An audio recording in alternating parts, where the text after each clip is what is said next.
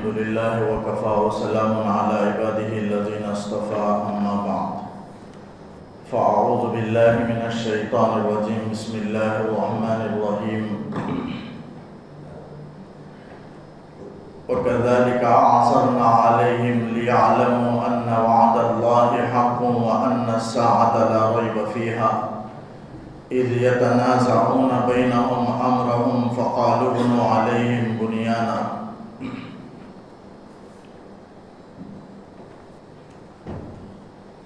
اصحاب کہف کا واقعہ چل رہا ہے. کل 26 آیتوں میں اللہ تعالیٰ ان کے واقعے کو بیان فرمایا. 26 آیات تک اصحاب رقیم اصحاب کہف کے واقعے کو اللہ نے بیان فرمایا. پچھلے اصحاب کہف کے غار میں زندہ ہونے کا 300 سال کے بعد بیدار ہونے کا اور آپس میں گفتگو کا اللہ نے ذکر فرمایا. تو ایک نے کہا فَبْعَثُوا أَحَدَكُمْ بِوَرِقِكُمْ، ہمارے پاس جو سکہ ہے وہ دے کر کے بھیجیں، کوئی کھانے کی چیز لے کر کے آئے. اب وہ جو سکہ تھا اس کے تحت مفسرین نے ایک مسئلہ لکھا ہے کہ مال میں شرکت جائز ہے. یعنی کوئی آدمی کسی کو مال دے، چند آدمی ایک جماعت کی شکل میں ہوں، چند آدمی، اور آپس میں وہ ایک پیسہ ڈال کر کے اتفاق طور پر مال میں شرکت کر کے کھائیں تو یہ جائز ہے. کوئی سب پیسے ڈالے اور کوئی چیز خریدے اور سب کھانے کے لیے بیٹھے. اب کوئی زیادہ کھا سکتا ہے، کوئی کم کھا سکتا ہے، لیکن اس کے باوجود یہ جائز ہے. مال میں شرکت جائز ہے، شریک ہونا جائز ہے. جیسے ان حضرات نے سب نے اپنا درہم سکہ دے کر کے کھانا لانے کے لیے ایک کو بھیجا اور وہ مال میں سب شریک تھے، سب کا مال تھا، تو مال میں شرکت جائز ہے. اور مال میں وکالت بھی جائز ہے. یہ بھی ایک مسئلہ ہے، یعنی دوسرے کو اپنے مال کا وکیل بنانا، بیع کے لیے، چیز خریدنے کے لیے، بیچنے کے لیے کسی کو مالک بنا دیا، یہ چیز تم فلاں کو بیچ دو، یا تم کسی کو بھی بیچ سکتے ہو اتنی قیمت میں، یا مال دے کر بول دے کہ یہ فلاں کے پاس ایک زکوٰۃ کا مال ہے، یہ میری جانب سے فلاں کو دے دو. لہذا دینے والا سامنے والے کو وکیل بنا رہا ہے کہ میری جانب سے تم فلاں کو زکوٰۃ دے دو. تو اس طرح مال میں خرید و فروخت میں ہو یا زکوٰۃ ادا کرنے میں یا اور بھی مسائل میں وکیل بنانا جائز ہے. تو دو باتیں اس سے معلوم ہوئی، مال میں شرکت بھی جائز ہے اور مال میں وکیل بنانا بھی جائز ہے. پھر اس کے بعد آپس میں گفتگو کرتے ہوئے اس نے کہا، مکسل مینا جو ان کے امیر تھے، بڑے تھے، انہوں نے کہا کہ پاکیزہ کھانے کا خیال رکھیں، حلال رزق کا خیال رکھیں. اور میں نے کل اس کی فضیلت بیان فرمائی کہ حلال مال کھانے کی کیا برکت ہے اور حرام مال کی کیا نحوست ہے. آدمی اگر حرام مال کھائے، حدیث کے اندر آتا ہے کہ 40 دن کی عبادت اللہ تعالیٰ قبول نہیں فرماتے. اب سوال ہے، آدمی عبادت کرتا ہے، 40 دن کی عبادت قبول نہ ہونے کا کیا مطلب ہے؟ یعنی ایک حرام کا لقمہ پیٹ میں چلا گیا تو اس کی یہ نحوست ہے، بے برکتی ہے کہ اللہ تعالیٰ 40 دن تک کی عبادت قبول نہیں فرماتے. یعنی مطلب یہ ہے کہ نماز تو اس کے عبادتیں اس کی طرف سے ادا تو ہو جائیں گی، فرض تو شمار کر لی جائیں گی، فرض چھوڑنے کا گناہ تو نہیں ہوگا، لیکن ثواب نہیں دیا جائے گا. یہ مطلب ہے قبول نہ ہونے کا. جیسے کئی حدیث کے مفہوم میں اس کے کئی مطلب ہو سکتے ہیں. قبول نہ ہونے کے 2 معنی ہو سکتے ہیں. ایک قبول نہ ہونے کا مطلب یہ کہ بالکل وہ عبادت ہی صحیح نہیں، اور ایک ہے عبادت تو صحیح ہے لیکن ثواب نہیں دیا جاتا، اسے بھی قبول نہیں کر کے کہہ دیا جاتا ہے. جیسے مثال کے طور پر بغیر پاکی کے نماز قبول نہیں ہے، تو وضو کیے بغیر اگر کوئی نماز پڑھتا ہے تو وہ قبول نہیں ہے. قبول نہیں کا مطلب وہ عبادت ہی صحیح نہیں ہے. اب اگر وہ بغیر وضو کی نماز پڑھ بھی لیا تو نماز پڑھنے کی ذمہ داری اس کی طرف سے ادا نہیں ہوئی، وہ اس کے ذمہ نماز باقی رہے گی، نہ پڑھنے والے کے برابر ہے، نہ پڑھنے والے کے درجے میں ہے. یہ مطلب ہے، وہ عبادت سرے سے شروع ہی سے قبول نہیں۔ ایک مطلب قبول نہ ہونے کا یہ ہے، جیسے حرام مال کی صدقہ قبول نہیں، حرام مال سے کوئی صدقہ دے رہا ہے تو وہ شروع ہی سے قبول نہیں۔ ایسا نہیں ہے کہ قبول ہو گیا لیکن ثواب نہیں ملے گا، ایسا نہیں ہے، بلکہ وہ صدقہ ہی قبول نہیں ہے، شروع ہی سے صحیح نہیں ہے۔ جیسے نماز بغیر طہارت کے شروع ہی سے صحیح نہیں ہے، اسے بھی قبول نہیں کر کے کہہ دیا جاتا ہے۔ اور ایک عبادت ہے، چند عبادتیں ادا تو ہو جاتی ہیں لیکن قبول نہیں کا مطلب یہ کہ ثواب نہیں دیا جاتا، اس کی طرف سے ذمہ داری تو ادا ہو جاتی ہے۔ جیسے آپ نے فرمایا حلال مال حرام مال کھائیں تو اس 40 دن کی عبادت قبول نہیں کا مطلب ہے کہ اسے ثواب نہیں دیا جاتا۔ نماز پڑھتا ہے تو اس کی ذمہ داری سے تو بری ہو جائے گا، وہ نماز پڑھنے والا شمار تو ہوگا، وہ گناہ نماز چھوڑنے کا گناہ نہیں ہوگا لیکن ثواب نہیں دیا جائے گا۔ یہ ایک مطلب ہے اس کا حرام مال کھانے کا۔ اور جیسے حدیث میں آتا ہے شراب پینے والے کی نماز عبادتیں قبول نہیں ہیں، تو اس سے مطلب یہ ہے کہ شرابی بعد میں دوسرے دن نشہ سے پاک ہو کر غسل کر کے مسجد میں آئے، پہلی صف میں کھڑے ہو کر نماز پڑھنے لگے، اس کی نماز قبول ہے، ذمہ داری سے تو بری ہو جائے گا لیکن نماز کا ثواب نہیں ملے گا۔ ایک مرتبہ اگر شراب پی لے اس کی بھی 40 دن کی عبادت اللہ تعالیٰ ایک مرتبہ ایک خطرہ پینے سے بھی 40 دن کی عبادت اس کی قبول نہیں فرماتے ہیں، یعنی ثواب نہیں دیتے ہیں، لیکن ذمہ داری سے تو بری ہوگا، اس لیے آیا ہے، وضو کیا، نماز پڑھا ہے اللہ کے سامنے، اس لیے وہ فرض چھوڑنے والا تو شمار نہیں ہوگا لیکن ثواب نہیں دیا جائے گا۔ یہ ہے قبول نہ ہونے کے دو معنی۔ اور جیسے حدیث میں آتا ہے، چونکہ مرد و عورتیں بھی سن رہی ہیں، ان کے سلسلے میں بھی ایک مسئلہ کہہ دیتا ہوں۔ حدیث میں آتا ہے بغیر اوڑھنی کے بالغہ عورت کی نماز صحیح نہیں ہے۔ اب اگر عورت کوئی بھی عورت بالغہ ہو، بڑی ہو، اور بغیر اوڑھنی کے اگر نماز پڑھے یا اس کے سر کے بال کا چوتھائی حصہ کھلا ہوا ہو تو اس کی نماز صحیح نہیں ہے۔ صحیح نہیں کا مطلب یہ کہ نماز ہی بالکل نہیں ہوئی، ایسا نہیں کہ نماز قبول ہے اور ثواب نہیں دیا جائے گا، ایسا نہیں ہے۔ جیسے بغیر وضو کے نماز پڑھنے سے نماز ہی صحیح نہیں ہے، اسی طریقے سے بڑی عورت بغیر اوڑھنی کے اگر نماز پڑھے تو اس کی نماز قبول ہی نہیں ہے۔ ایسا ہے گویا کہ بغیر وضو کے نماز پڑھ رہی ہے۔ تو عورت کا بال بھی سطر میں سے ہے، عورت کے بال کو بھی پورے بال کا پورے حصے کو چھپانا ضروری ہے۔ بال کا پاؤ حصہ بھی اگر دکھائی دیا تو اس کی نماز نہیں ہوگی۔ پورے بال کو نماز کے وقت میں عورتوں کو چھپانا ضروری ہے۔ تو یہ حرام مال کے سلسلے میں باتیں آئی، اس لیے میں نے قبول کے دو معنی بیان کر دیے۔ یعنی حرام مال سے کوئی آدمی حرام مال کا لقمہ اندر ڈالتا ہے تو اس سے 40 دن کی عبادتیں قبول نہیں ہوتی ہیں۔ یہ بخاری کی روایت ہے، حضور نبی کریم صلی اللہ علیہ وسلم نے فرمایا، اس کے سلسلے میں اس کے تحت میں چند مسائل میں نے عرض کر دی۔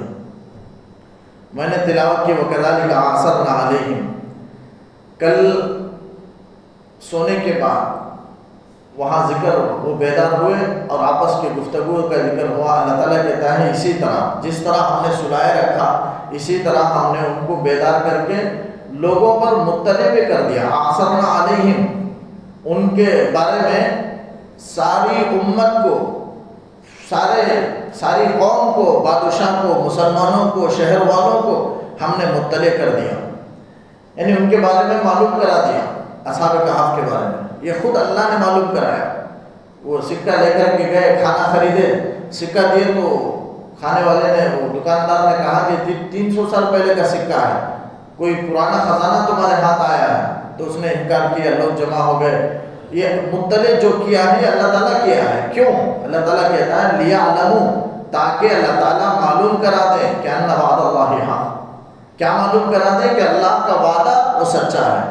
یعنی اللہ تعالیٰ کا جو وعدہ ہے کہ انسانوں کو دوبارہ زندہ کرے گا، قیامت میں حاضر کرے گا، اللہ کا یہ وعدہ سچا ہے۔ اس طرح کہ ان کو 300 سال تک سلائے رکھنے کے بعد اور بغیر کسی غذا کے ان کے جسم کو صحیح سالم رکھنے کے بعد بھی جب اللہ تعالیٰ دوبارہ ان کو بیدار کر سکتا ہے تو ایک مرتبہ موت دینے کے بعد 1 سال میں آدمی کا جسم گل سڑ کر ختم ہو جاتا ہے۔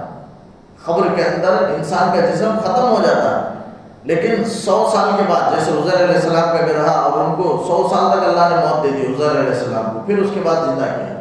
تیسرے پارے میں دوسرے صفحے میں اس کا تذکیر، اس کی تفسیر ہو چکی ہے، شروع کے تیسرے پارے کی ہیں۔ تو وہاں بھی 100 سال کے بعد اللہ نے ان کو موت دے دی تھی، پھر زندہ کیا۔ یہاں 300 سال تک اللہ سلائے رکھا، پھر اللہ نے دوبارہ ان کو بیدار کیا۔ تو یہ اللہ کے لیے کوئی مشکل نہیں ہے۔ جب یہ سب کرنے پر قادر ہے تو قیامت کے میدان میں انسانوں کو جمع کرنے، دوبارہ زندگی دینے پر بدرجہ اولا اللہ قادر ہے۔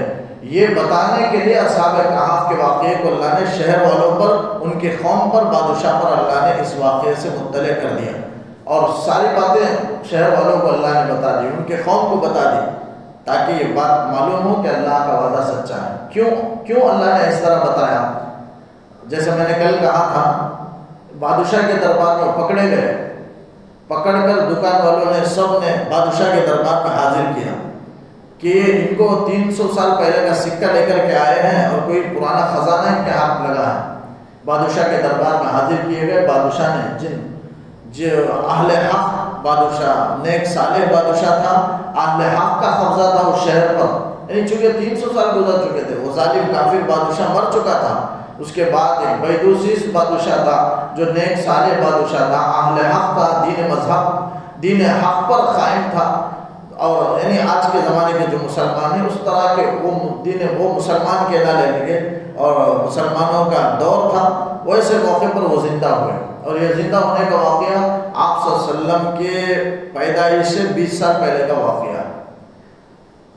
عیسوی 250 عیسوی میں وہ غار کے اندر جا کر روپ و شبے پناہ لیے، 300 سال سوتے رہے، تو 550 سال ہو گئے عیسوی یعنی انگریزی تاریخ۔ اور اس کے 20 سال کے بعد آپ صلی اللہ علیہ وسلم کی ولادت ہوئی، 570 میں عیسوی میں آپ صلی اللہ علیہ وسلم کی ولادت ہوئی۔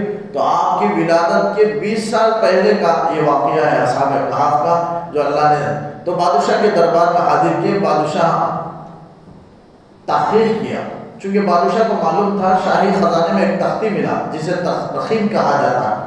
وہ تختی میں ان پہلے جو چند نوجوان بھاگ گئے تھے، گم ہو گئے تھے، ان کا نام، ان کے حالات، ان کا نسب، وہ سب اس کے اندر لکھا ہوا تھا۔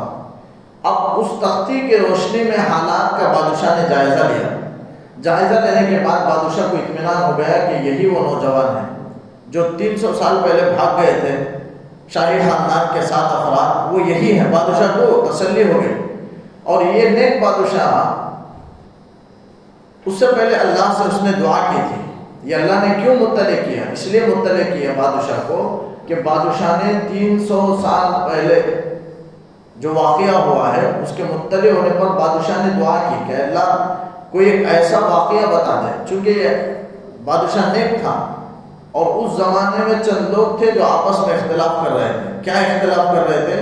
کہ قیامت آنی نہیں ہے اور دوبارہ زندہ ہونا نہیں ہے، اس لیے کہ انسان مر گیا، مٹی میں گل گیا، سڑ گیا اور مٹی میں مل گیا تو پھر دوبارہ کیسے زندہ ہوگا؟ یہ آپس میں اس زمانے میں اختلاف ہونے لگا۔ مسلمان تھے لیکن دین حق پر تھے، لیکن اس بارے میں ان کو شکوک و شبہات تھے۔ تو بادشاہ نے اللہ سے دعا کی۔ بادشاہ اپنا لباس اتار کر ٹاٹ کے لباس کو پہنا اور چولہے کا جو راکھ ہے اس پر بیٹھ گیا۔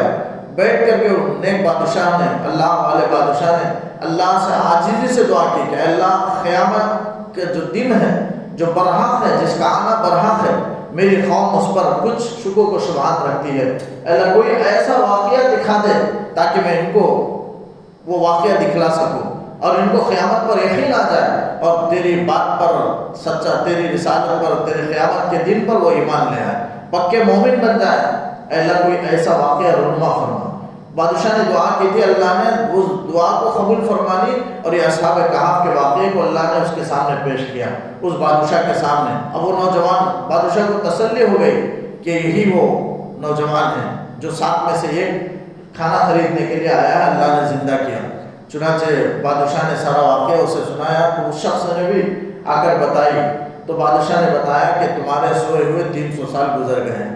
پھر اس کے بعد بادشاہ حالات کی تفتیش کے بعد اس سے پوچھنے لگا کہ تمہارے اور 6 نوجوان کہاں ہیں؟ تو اس نے کہا غار کے اندر ہیں۔ تو بادشاہ نے کہا کہ میں ان سے ملنا چاہتا ہوں۔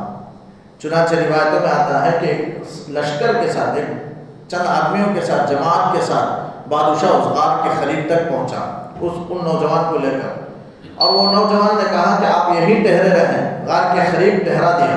اور کہا کہ میں پہلے جا کر ان 7-6 نوجوانوں کو اپنے ساتھیوں کو مطلع کر دیتا ہوں، اس لیے کہ اگر آپ اچانک آ جائیں گے تو پریشان ہو جائیں گے، میں جا کر کے سارے حالات ان کو بتا دیتا ہوں۔ چنانچہ وہ نوجوان گیا، اپنے ساتھیوں کو بتانے لگا کہ اب کو جو زمانہ ہے، ہم 300 سال سوتے رہے، اور اب کا جو زمانہ ہے وہ اہل حق بادشاہ، سارے لوگ مسلمان ہیں شہر والے اور دین حق پر آ چکے ہیں، لہذا اب بادشاہ ہمارے استقبال کے لیے، ہماری ملاقات کے لیے وہ باہر کھڑے ہوئے ہیں، ہم سے ملنا چاہتے ہیں۔ روایتوں میں آتا ہے وہ 7 نوجوانوں سے بادشاہ نے ملاقات کی۔ بعض روایتوں میں آتا ہے کہ نہیں، یہ اندر گئے، فوراً اللہ نے وہ 7 پر موت طاری کر دی، وہیں انتقال ہو گئے۔ وہ بادشاہ انتظار کرتا رہا، پھر اس کے بعد وہ واپس ہو گیا، لیکن یادگار کے طور پر وہاں اس نے مسجد بنائی۔ لیکن اس سے پہلے بعض روایتوں میں آتا ہے کہ انہوں نے آ کر ملاقات کی، ملاقات کے بعد غار کے اندر جانے کی انہوں نے اجازت مانگی۔ پورے قوم، پوری بستی والے جمع ہو کر دیکھ رہے تھے، پورے واقعے کو انہوں نے سنا، ان کی زبانی، خود اصحاب کہف کے جو نوجوان ہیں ان کے اپنی زبانی واقعے کو انہوں نے، پورے شہر والوں نے سنا، بادشاہ نے سنا۔ پھر اس کے بعد انہوں نے اجازت چاہی، بادشاہ نے اجازت دے دی، وہ اندر چلے گئے اور جا کر روایتوں میں آتا ہے اللہ نے موت طاری کر دی اور وہ وہیں انتقال کر گئے، مر گئے۔ آج بھی ان کی لاشیں وہیں وہ اس غار کے اندر موجود ہیں، لہذا کسی انسان کے وہاں آج تک پہنچ نہیں ہوئی، بہرحال روایتوں میں آتا ہے۔ تو یہ بادشاہ نے جب اس کے بعد بادشاہ نے قوم کو سمجھایا، اس واقعے کو دیکھو کہ اللہ تعالیٰ 300 سال تک سلائے رکھنے کے بعد دوبارہ زندہ بیدار کرنے پر اللہ قادر ہے، بغیر کسی رزق کے جسم کو صحیح سالم رکھا تو مرنے کے بعد دوبارہ قیامت میں کیوں نہیں بیدار کرے گا۔ تو ان کی بات سمجھ میں آ گئی قوم کی کہ اپنے اوپر، کہ مخلوق اپنے اوپر قیاس کرتی ہے اور اسے ناممکن سمجھتی ہے۔ اگر اللہ کی قدرت اگر سمجھے تو پھر یقین لانے میں کوئی مشکل نہیں ہے، اس لیے کہ اللہ کی قدرت سے کوئی بات بعید نہیں ہے۔ اللہ کی قدرت کو اپنی قدرت پر قیاس نہ کریں۔ آدمی کی قدرت میں کچھ نہیں ہے، تھوڑا کام کچھ کام کر سکتا ہے، ناممکن کام انسان سے نہیں ہو سکتا، لیکن اللہ ہر کام کر سکتا ہے۔ تو اللہ کی قدرت کو اپنی قدرت، اپنی طاقت پر قیاس نہ کریں، بلکہ اللہ کی طاقت بہت بڑی ہے، اللہ کی قدرت بہت بڑی ہے، سب کچھ کرتا ہے۔ بعد میں شہر والوں کو یقین ہوا، اس کے بعد سب کچھ آخرت پر ایمان لانے لگے۔ تو یہ واقعہ دکھلانے کے لیے، لوگوں کو معلوم کرانے کے لیے اللہ نے اصحاب کہف کو بیدار کرایا۔ کیا معلوم کرانے؟ کہ قیامت کا جو اللہ کا وعدہ ہے وہ سچا ہے، اس میں کوئی شک نہیں ہے، بس اللہ کو یہی بتلانا مقصود تھا، اور ان لوگوں کے، شہر والوں کے، مسلمانوں کے عقیدہ آخرت کو مضبوط کرانا تھا، اس لیے اصحاب کہف کو اللہ نے دوبارہ زندہ کیا۔ فرمایا لِيَعْلَمُوا أَنَّ وَعْدَ اللَّهِ حَقٌّ، تاکہ معلوم کرائیں، جان لیں کہ اللہ کا وعدہ حق ہے، وَأَنَّ السَّاعَةَ لَا رَيْبَ فِيهَا، اور اس بات کو جان کر یہ یقین کر لیں کہ قیامت آنی ہے، اس میں کوئی شک نہیں ہے۔ إِذْ يَتَنَازَعُونَ بَيْنَهُمْ أَمْرَهُمْ فَقَالُوا بُنُوا عَلَيْهِمْ بُنْيَانًا۔ قیامت کا یقین لانا آدمی کے لیے ضروری ہے۔ ایمان مفصل میں اللہ نے ایمان کے 7 فرائض کو بیان کیا، جیسے نماز کے فرائض ہیں، وہ اگر فرائض ہوں تبھی نماز صحیح ہے، اگر فرائض میں سے ایک بھی چھوٹ جائے نماز صحیح نہیں۔ اس طرح ایمان کے بھی فرائض ہیں۔ ایمان کے فرائض کیا ہیں؟ آمنت باللہ وملائکتہ وکتبہ ورسلہ والیوم الآخر والقدر خیر وشر من اللہ تعالی والبعث بعد الموت۔ یہ 7 اللہ پر، فرشتوں پر، رسول پر، کتابوں پر اور قیامت کے دن پر۔ 5ویں چیز، قیامت کے دن پر بھی ایمان رکھنا ضروری ہے۔ اگر کوئی قیامت کو نہیں مانے گا وہ مومن نہیں ہے، اگر رسول کو نہیں، ایک رسول کو بھی نہیں مانے گا وہ مومن نہیں ہے، کسی کتاب کو نہیں مانے گا وہ مومن نہیں ہے۔ 7 پر یقین رکھنا، تقدیر پر، اچھی بری چیز اللہ ہے، اور بعد الموت پر، یعنی قبر میں دوبارہ زندہ ہونے پر اور قیامت کے دن اٹھنے پر، یہ آدمی کو یقین رکھنا ہے۔ بعد الموت یعنی قبر میں دوبارہ زندہ ہونا اور سوال جواب ہوگا۔ یہ 7 باتیں ہیں، یہ بنیادی عقائد میں سے ہیں، یعنی اہم ہیں۔ یہ 7 پر یقین رکھے بغیر آدمی مومن نہیں ہو سکتا، یا 7 پر ایمان رکھنا ضروری ہے۔ یہ ایمان کے فرائض ہیں، اس کے بغیر کوئی مومن نہیں ہو سکتا۔ اِذْ يَتَنَازَعُونَ بَيْنَهُمْ أَمْرَهُمْ فَقَالُوا بُنُوا عَلَيْهِمْ بُنْيَانًا۔ جب وہ غار کے اندر چلے گئے تو اب یہاں لوگوں میں اختلاف ہوا، کافر بھی ہیں مومن بھی ہیں، شہر والے جو آ کر دیکھ رہے اس میں کافر بھی ہیں مومن بھی ہیں، تو آپس میں بعض کہنے لگے اختلاف کرتے ہوئے کہ یہاں ایک عمارت بنا دو، ان نوجوانوں کی یادگار کے طور پر، یادگار کے لیے ایک عمارت بنا دو تاکہ لوگ اس عمارت کے سیر کے لیے آئیں گے تو ان کی یادگار بھی ہو جائیں گے اور لوگوں کی وہ سیرگاہ بھی ہو جائے گی، اس لیے ایک عمارت بنا دو۔ یہ کافرین نے کہا، اسی کو اللہ تعالیٰ کہتا ہے اِذْ يَتَنَازَعُونَ بَيْنَهُمْ، اس وقت کو یاد کریں جب کہ وہ آپس میں جھگڑ رہے تھے امرہم، ان نوجوانوں کے معاملے میں، کہ فقالو، ان میں سے بعض کہنے لگے کہ ابنوا علیہم بنیانا، وہاں ایک تعمیر کر دو، ایک عمارت بنا دو، ربہم عالم بہم، ان کا رب ان کے حال سے بخوبی واقف ہے۔ یعنی کافرین نے کہا کہ ایک عمارت بنا دو تاکہ لوگ اس کی تفریح کے لیے بھی آئیں اور ان کی یادگار بھی ہو جائے نوجوانوں کی، لیکن مسلمان کہنے لگے کہ یہاں ایک مسجد بنائیں گے، کوئی عمارت نہیں بنائیں گے بلکہ مسجد بنائیں گے۔ اس کا بھی اللہ نے تذکرہ کیا، قال الذین غلبوا، ان لوگوں نے کہا جو اس معاملے میں، علی امرہم، نوجوانوں کے اس معاملے میں جو غالب آئے، یعنی جن کی بات غالب آئی، جن لوگوں نے کہا، جن لوگوں نے غالب آئے، ان کی بات اللہ تعالیٰ نقل کرتا ہے کہ انہوں نے کہا کہ لنتخذن علیہم مسجدا، ہم وہاں ایک مسجد بنائیں گے۔ چنانچہ ایسا ہی ہوا کہ مسلمان جو کہنے لگے کہ مسجد بنائیں گے، اس کے قریب میں ایک مسجد تعمیر کر دی گئی۔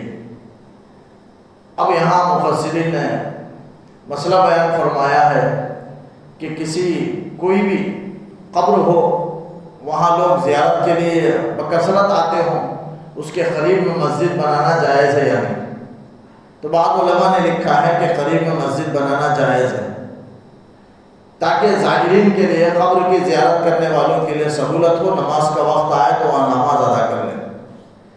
لیکن زیارت مراد ہے، آج کی جو زیارت ہے وہ مراد نہیں ہے۔ لوگ قبر میں جاتے ہیں کسی کی زیارت کے لیے، وہاں شرکی افعال ہو جاتے ہیں، اسی لیے آج کے زمانے میں کوئی بھی زیارت کے لیے اچھی نیت سے جاتا، زیارت کے معنی ہے کہ وہاں کچھ ایصال ثواب کے لیے، بزرگ کے لیے ایصال ثواب کے لیے قبر کے اندر جانا، لیکن اسے آج لوگ درگاہ بنا لیے اور اندر جا کر کے شرکی افعال ہونے لگا، ایسا ہونے لگا کہ اچھا انسان بھی ایک اللہ والے کی قبر میں جا کر ایصال ثواب کرنا چاہے تو ڈر کی وجہ سے نہیں کرتا ہے کہ کوئی دیکھ کر یہ سمجھے گا کہ یہ بھی بدعتی ہے، حالانکہ جائز ہے۔ نفس قبر میں حاضر ہونا اور ایصال ثواب کرنا یہ کوئی ناجائز نہیں ہے، یہ قبرستان کی زیارت کرنا جائز ہے۔ آپ نے حکم فرمایا قبرستان کی زیارت کیا کرو، اس لیے کہ آخرت کو یاد دلانے والی ہے، تذکر للآخرہ، لہذا قبرستان کی زیارت بنانی ہے۔ کوئی بھی قبر کی، اللہ والے کی قبر میں جانا، ان کے لیے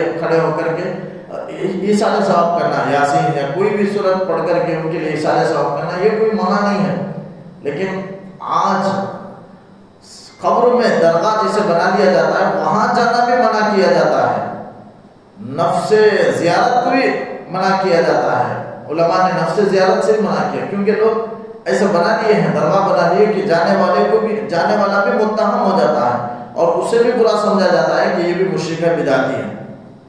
تو کوئی ایسا کام بھی نہیں کرنا چاہیے جس سے لوگوں کو غلط فہمی ہو، لوگ اسے دیکھ کر کے اس کام کو برا سمجھیں۔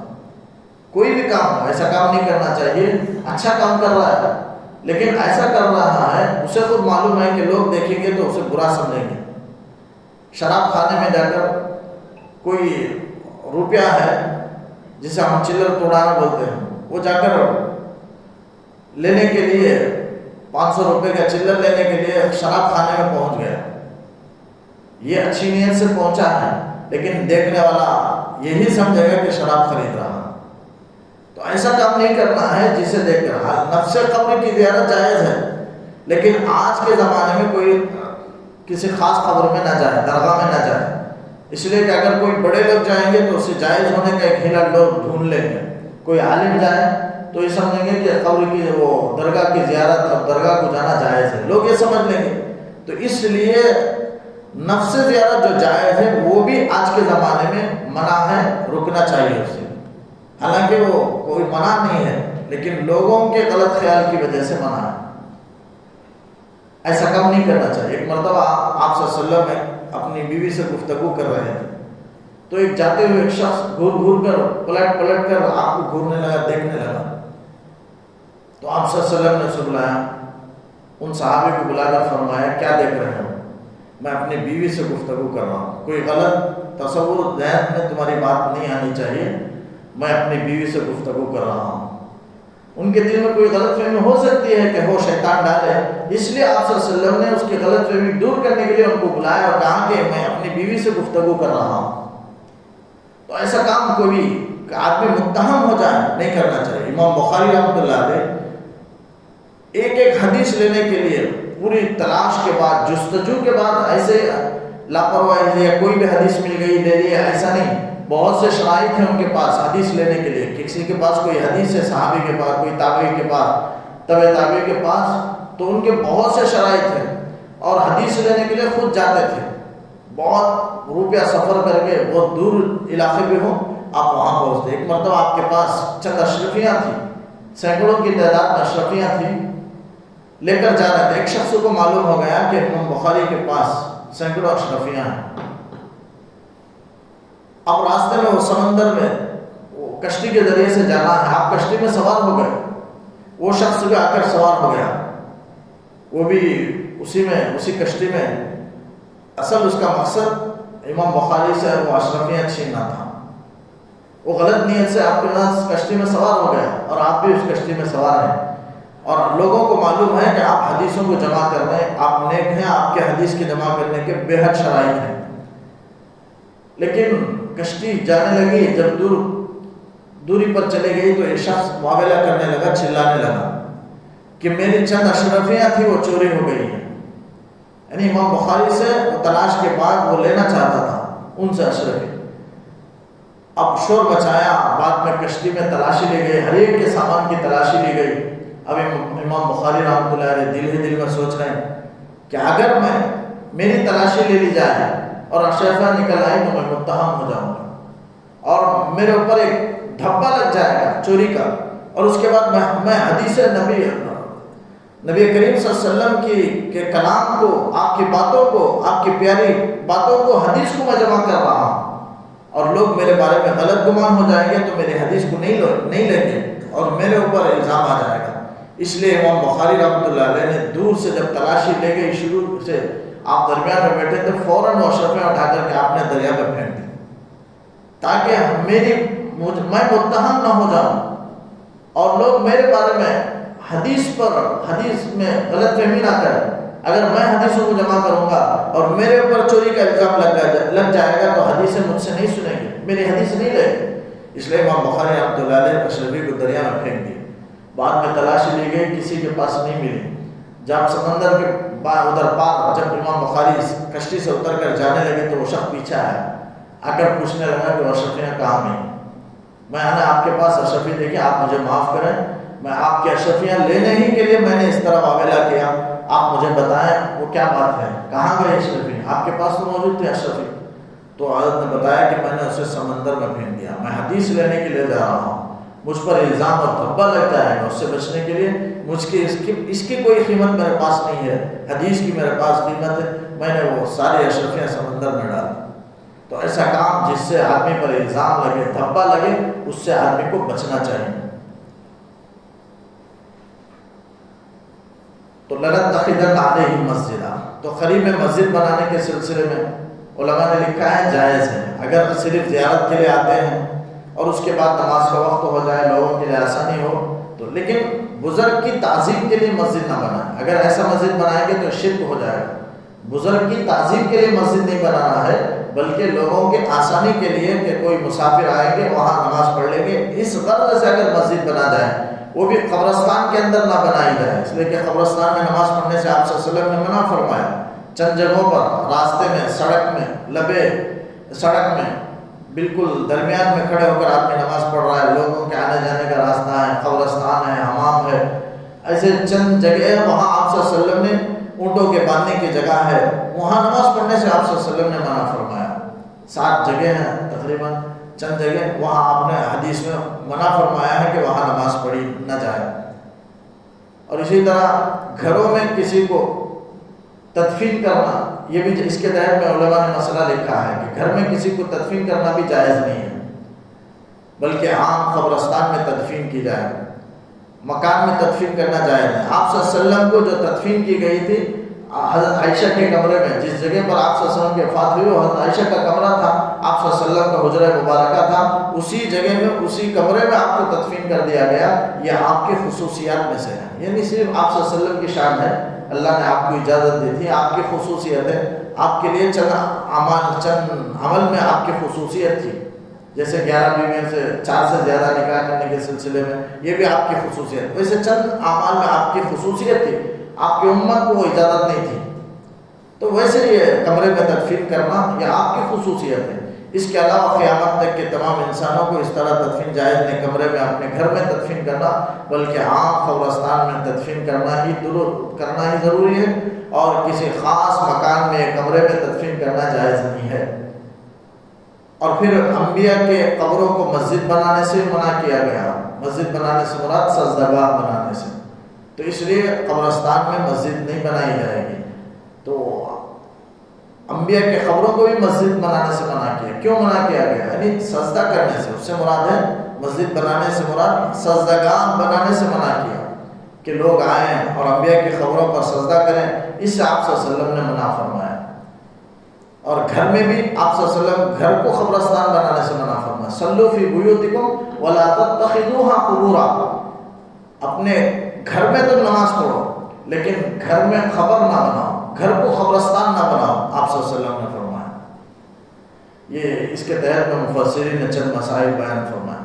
سیقولون ثلاثۃ رابعهم کلبهم، ان کی تعداد کے سلسلے میں اختلاف کرنے والے وہ کہیں گے کہ ثلاثۃ اصحاب کہف 3 تھے، رابعهم کلبهم، اس آیت میں ان کی تعداد کا ذکر ہے، چوتھا ان کا کتا تھا، یہ بعض لوگ کہیں گے، قرآن سے کہتا ہے۔ وَيَقُولُونَ خَمْسَةٌ، اور بعض لوگ کہیں گے کہ خمسۃ، وہ اصحاب کہف 5 تھے، سادسہم کلبہم، چھٹا ان کا کتا تھا۔ تو قرآن کہتا ہے رجما بالغیب، یہ اندازے سے پھینک رہے ہیں، جیسے آدمی ہم کوئی زیادہ مبالغہ کرتا ہے تو کہتے ہیں کہ پھینکتا ہے، اسی طریقے کی بات ہے، یہ ایک اندازے سے پھینک رہے ہیں، عقل سے ہانک رہے ہیں، ایک اندازے سے گفتگو کر رہے ہیں، جسے چھوڑنا بولتے ہیں، پھینکنا بولتے ہیں، اسی کا وہی عربی ہے وہ رجما بالغیب، رجم کہنا پھینکنا ہی ہے، تو رجما بالغیب ایک اندازے سے پھینکنا ہے، یعنی یہ بیکار کی باتیں قرآن کہتا ہے، یہ تعداد نہیں ہے 3 یا 5 جو کہہ رہے ہیں، یہ یہود و نصارہ کے قول ہیں، نجران کے جو عیسائی ہیں نصارہ ہیں، یہ 2 قول بھی انہی کا ہے، بعض نصارہ کہتے 3 تھے، بعض نصارہ کہتے تھے 5 تھے، نجران کے عیسائیوں کا، ان کے وہاں کے نصارہ کا یہ قول ہے۔ قرآن کہتا ہے یہ اندازے کی بات ہے، اندازے سے آدمی کو نہیں چھوڑ، کوئی بھی بات نہیں کرنا چاہیے، آدمی کو جب تک کسی بات میں یقین نہ ہو کوئی بات نہ کہے، کوئی کسی کو خبر دے رہا ہے، کوئی کسی بات کے بارے میں بتا رہا ہے، تو اگر واقعتاً اسے وہ خبر حقیقتاً معلوم ہے تو خبر دے، ورنہ خاموش رہ جائے، بعد میں اس کے لیے رسوائی ہوگی، بعد میں وہ شرمندہ ہوگا، اس لیے زیادہ نہ پھینکے، یعنی اندازے سے نہ کہیں، بلکہ یقین کے ساتھ اگر معلوم ہو تبھی بات کہے، ورنہ خاموش رہ جائے۔ قرآن کہتا ہے یہ سب اٹکل کی باتیں، اندازے کی باتیں، پھینکنے کی باتیں ہیں، وہ یقولون سبعۃ، لیکن بعض لوگ کہتے ہیں، یعنی مومن حضرات کہتے ہیں کہ سبعۃ، وہ 7 ہیں، وثامنہم کلبہم، اور 8واں ان کا کتا تھا، یہ مومن کا قول ہے۔ یہ تیسرا قول اللہ نقل کر رہا ہے، اور یہ تیسرے قول کے لیے اللہ نے رجما بالغیب نہیں کہا، تو معلوم ہوا یہی صحیح تعداد ہے۔ حضرت عبداللہ بن عباس فرماتے ہیں، قُلْ رَبِّ أَعْلَمُ بِعِدَّتِهِمْ مَا يَعْلَمُهُمْ إِلَّا خلیل کی تفسیر میں، یعنی اس کا معنی کیا ہے؟ قُلْ، اے نبی آپ کہہ دیجئے کہ ربی اعلم بعدتہم، میرا رب ان کی گنتی کو زیادہ جانتا ہے، اصحاب کہف کی صحیح تعداد وہ کتنے تھے اس کی تعداد اللہ ہی جانتا ہے، ما یعلمہم الا قلیل، ان کی تعداد کو نہیں جانتے مگر کم لوگ، اللہ تعالیٰ ایسا نہیں کہا کہ کوئی نہیں جانتا بلکہ کم لوگ جانتے ہیں۔ حضرت عبداللہ بن عباس جو حضور صلی اللہ علیہ وسلم کے چچا زاد ہیں، عباس حضور صلی اللہ علیہ وسلم کے چچا ہیں، اور ان کے بیٹے عبداللہ ہیں جو حضور صلی اللہ علیہ وسلم کے چچا زاد بھائی ہیں، وہ فرماتے ہیں کہ میں کم لوگوں میں داخل ہوں، جو قرآن کہتا ہے کم لوگ جانتے ہیں ان میں بھی ہوں، میں بھی جانتا ہوں کہ ان کی تعداد 7 ہے، پھر وہ دلیل میں فرماتے ہیں کہ اللہ تعالیٰ نے 2 قول کے سلسلے میں رجم بالغیب کہا، یعنی پھینکنے کی بات ہے، اور مومنوں کا جو تیسرا قول ہے اس میں اللہ تعالیٰ نے رجم بالغیب نہیں کہا۔ تو اس سے معلوم ہوا کہ اللہ کے نزدیک صحیح اور پسندیدہ جو تعداد ہے وہ یہی ہے، یعنی 7۔ جو مسلمانوں نے مومنوں نے جو فرمایا کہ وہ 7 ہیں ان کی تعداد، اور 8واں ان کا کتا تھا، یہ تعداد بالکل صحیح ہے اور پسندیدہ قول ہے مفسرین کے نزدیک بھی۔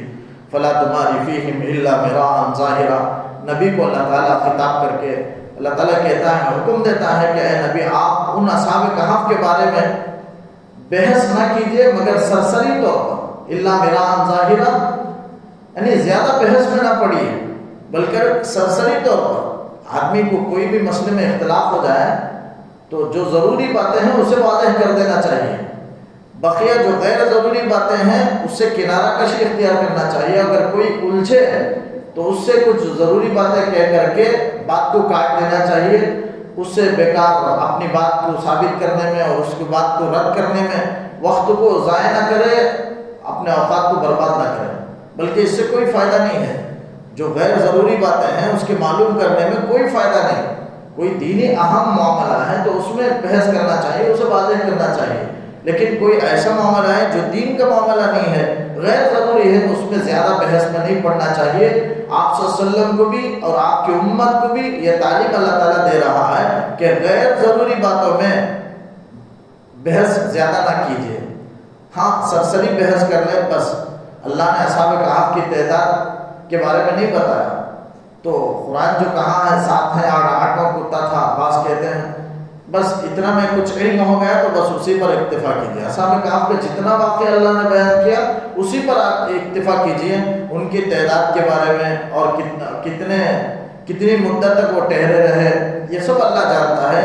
ان کے جاننے سے کوئی دین کا معاملہ متعلق بھی نہیں ہے، کوئی دینی مسئلہ متعلق بھی نہیں ہے، ان کے جاننے کی ضرورت نہیں ہے۔ جب اللہ نے بیان نہیں کیا تو سمجھو وہ غیر ضروری ہے، جن کو بیان کیا وہ ضروری ہے، لہذا جن کو بیان نہیں کیا اس کے پیچھے نہیں پڑنا چاہیے۔ اللہ نے جب چھوڑ دیا، مبہم رکھ دیا، تو ہم کو بھی مبہم رکھ دینا چاہیے، اس میں کوئی فائدہ نہیں ہے۔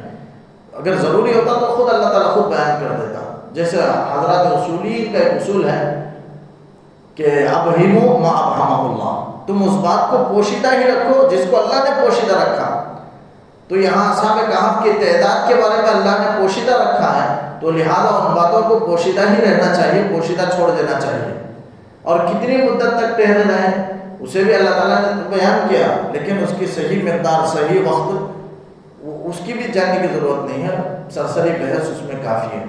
وَلَا تَسْتَفْتِ فِيهِمْ مِنْهُمْ أَحَدًا، اور ان اصحاب کہف کے بارے میں ان اہل کتاب سے کوئی بات آپ معلوم نہ کیجیے، یعنی آپ کو اور آپ کی امت کو یہ حکم دیا گیا کہ اصحاب کہف کے بارے میں جتنا واقعہ بیان کیا گیا اسی پر اکتفا کر لیں اور مزید جاننے کی کوشش نہ کریں، اور اہل کتاب سے اس بارے میں کوئی معلومات حاصل نہ کریں، اس لیے کہ ہو سکتا ہے کوئی غلط بات بھی، وہ زائد باتیں بھی وہ کہہ دیں۔ جتنا قرآن نے بیان کیا اسی پر اکتفا کریں۔ آپ کو اور آپ کی امت کو یہ تعلیم دی گئی ہے۔ اللہ تعالیٰ سے دعا ہے کہ اللہ تعالیٰ کئی سنی باتوں پر کہ سننے سے عمل کی توفیق عطا فرمائے۔